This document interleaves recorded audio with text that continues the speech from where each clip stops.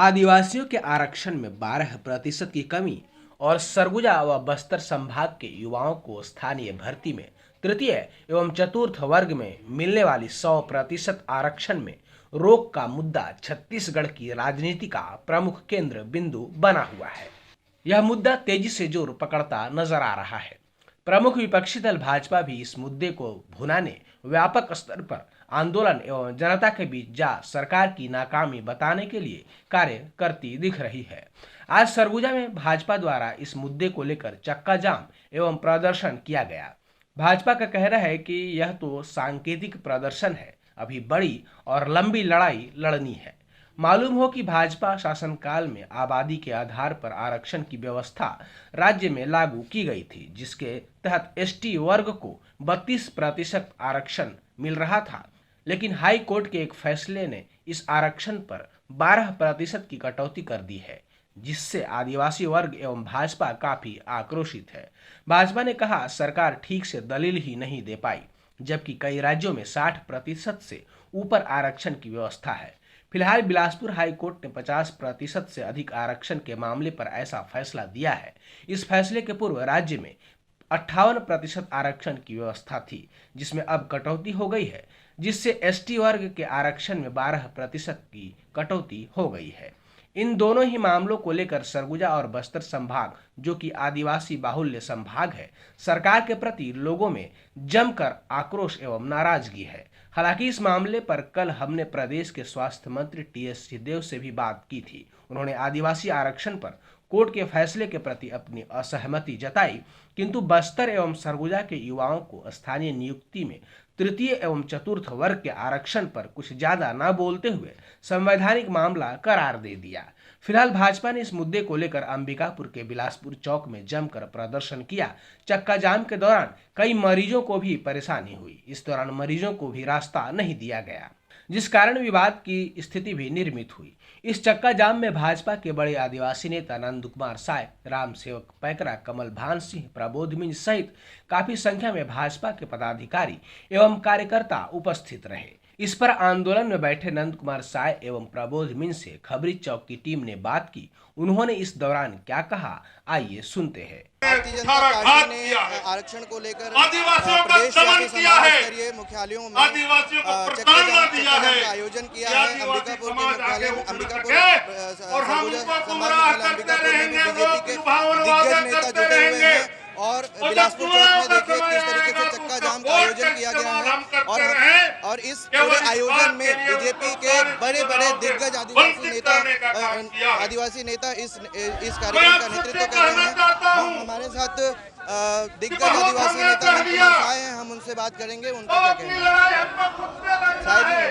खड़ा होना पड़ेगा क्या? नहीं, कोई दिक्कत नहीं। बताइए क्या कहना चाहिए? देखिए, कांग्रेस की सरकार ने, यद्यपि कोर्ट से मामला हुआ, सरकार को मालूम था कोर्ट से कोई डिसीजन आने वाला, लंबे समय से सुनवाई चल रही थी, इन्होंने ध्यान नहीं दिया और जनजातियों का छत्तीसगढ़ में 12% आरक्षण धड़ाम से नीचे आया और ये सरकार की लापरवाही, जानबूझ करके बेईमानी और गड़बड़ी के कारण ये हुआ है।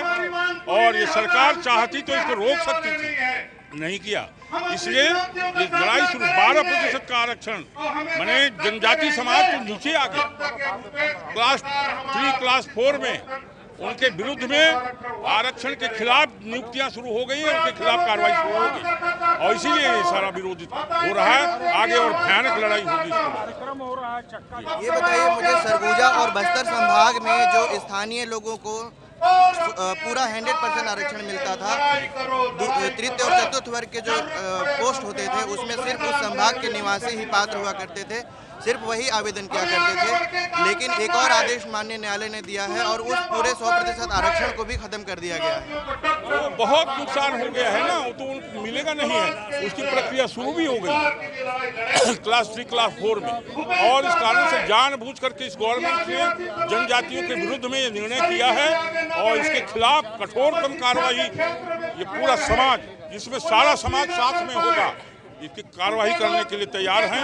आज ये प्रतीकात्मक प्रारंभिक स्थिति है, आज इसको सांकेतिक है। इस सरकार को चेत जाना चाहिए, अन्यथा उसका अंजाम भुगतने के लिए गवर्नमेंट तैयार है।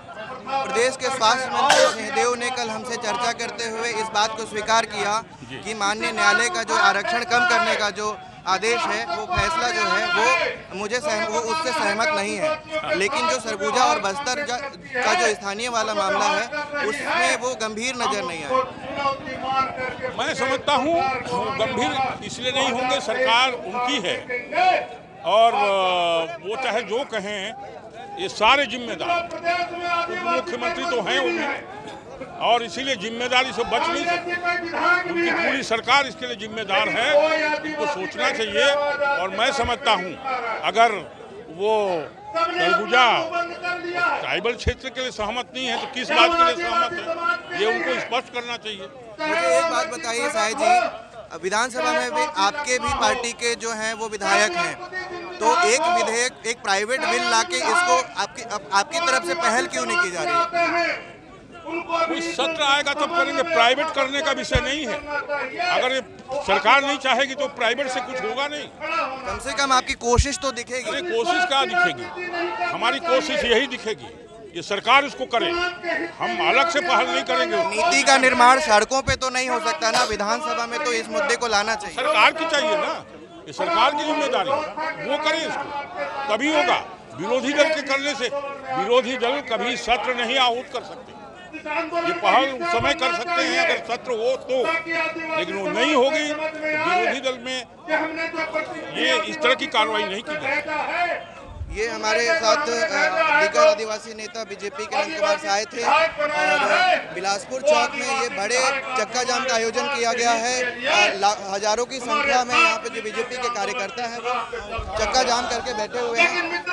और हमारे साथ कुछ और भी नेता हैं, हमारे साथ सरगुजा अंबिकापुर के और सरगुजा के बड़े आदिवासी नेताओं में से एक प्रबोध मिंज हैं, हम उनसे बात करेंगे। दादा क्या कहना? ये अभी जो 32% हमारा जो छत्तीसगढ़ में आदिवासियों का आरक्षण था और जिसको अपना हमारे भारतीय जनता पार्टी के रमन सिंह ने इसको लागू किया था, और उसमें जो कुल मिला के सारे आरक्षणों को मिला के 58% आरक्षण हो गए थे और सभी समाज को समन्वय उनके जो जिनके आबादी है उसके अनुरूप में उनको सबको संतुष्ट किया था। लेकिन किसी ने रिट पिटीशन लगाया था और जब तक हमारी भाजपा की सरकार थी तब तक सब कुछ यथावत था, सारे आरक्षण यथावत थे। लेकिन ये जिस सरकार को आज भूपेश बघेल कांग्रेस की सरकार है, ये आरक्षण विरोधी सरकार है। इनको जो हाई कोर्ट में अपना जो दलील, अपने जो कोर्ट वकील लगा के सब लगा के इसको जो स्टे रखना था, उसका काम भूपेश बघेल ने जानबूझ के नहीं किया और इस आरक्षण को आज उनके चलते समाप्त होना पड़ा। आज 32% की जगह केवल 20% आरक्षण हम आदिवासियों को मिल पा रहा है। अन्य प्रदेशों में भी 61%, 72% तक आरक्षण है। यदि सभी जगह आरक्षण का प्रतिशत 50 से ज्यादा है तो यहाँ तो केवल 58%, 56% आरक्षण ही था और उसके 50 दलीलें थी जिसको रोका जा सकता था। क्या चाहते हैं सरकार, क्या करे? चाहते हैं कि हमारा जो 32% आरक्षण आदिवासियों के लिए था वो यथावत लागू रहे और इसके साथ ही जो आदिवासी क्षेत्रों में सरगुजा बस्तर में स्थानीय बेरोजगार लोगों को जो रोजगार देने का काम था उसको भी इन्होंने समाप्त करवा दिया है। उसके भी हम मांग करते हैं कि स्थानीय जो आदिवासी लोग हैं इनको भी स्थानीय नौकरी पर उनको पहले की तरह इनको आरक्षण मिलता रहे और 32% हमारा आरक्षण आदिवासियों को मिलता रहे। हम सब इस मांग भूपेश बघेल सरकार से करते हैं। सरकार को बताइए, सरकार को कोई तरीका बताइए कि वो कैसे कर सकती है। सरकार सुप्रीम कोर्ट में अपने लॉयर लगा के काम करे। ये अपने आप के अपने नेताओं को बचाने के लिए तो करोड़ों रुपए के कपिल सिब्बल जैसे 4-4, 8-8 वकील सुप्रीम कोर्ट में लगा के रखे हैं।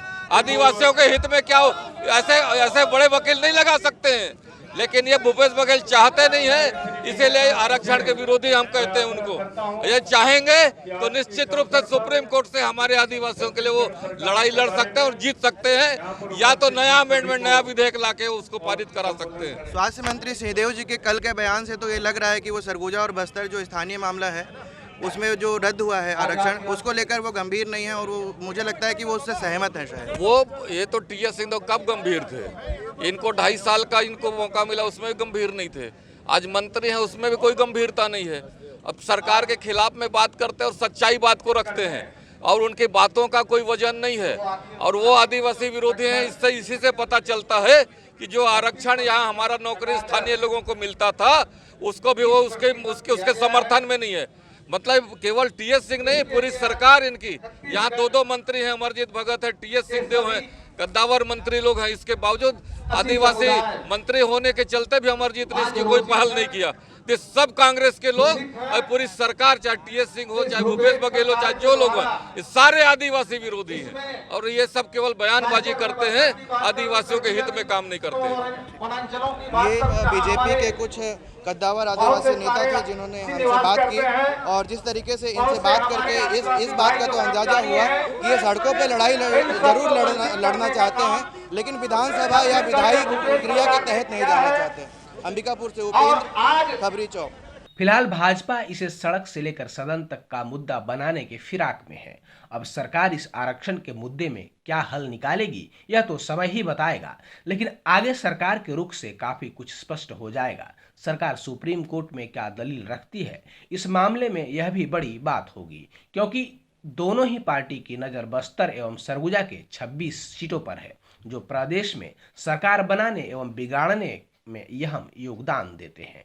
चक्का जाम में पहुंचे पूर्व गृह मंत्री रामसेवक पैकरा ने क्या कहा, ये भी सुनिए। पूरे छत्तीसगढ़ में हमारे आदिवासी जो 12% का आरक्षण समाप्त हुआ है, जो 32% था उसको 12% घटाने के कारण आज सरगुजा संभाग, बस्तर संभाग और दुर्ग संभाग के आदिवासी संभागों में एक दिवसीय सांकेतिक चक्का जाम का कार्यक्रम रखा गया है। निश्चित ही हम ये मान सकते हैं कि 19 सितंबर को जो हाई कोर्ट के माध्यम से जो आदिवासियों की जो आरक्षण 12% घटाया गया है, उससे पूरे छत्तीसगढ़ के आदिवासी वर्ग में निराशा हुई है और कांग्रेस सरकार की उदासीनता के कारण जो अपने एक अच्छे वकील वहाँ पर भेज करके अपना पक्ष रखने का काम करना चाहिए था, लेकिन कांग्रेस सरकार की उदासीनता या लापरवाही के कारण जो आरक्षण घटा है, आज उसी के विरोध में हम इस कांग्रेस सरकार के विरोध में भी खड़े किए हैं कि ये अभी पुनर्विचार करे। ये सरकार फिर से हमारे 32% आरक्षण को यथावत रखने का प्रयास करे और माननीय सुप्रीम कोर्ट में जा करके इसका निराकरण कराए या पुनः राज्य सरकार को अध्यादेश जारी करके इसको आदिवासियों के हित में एक अध्यादेश जारी करके उसको यथावत 12%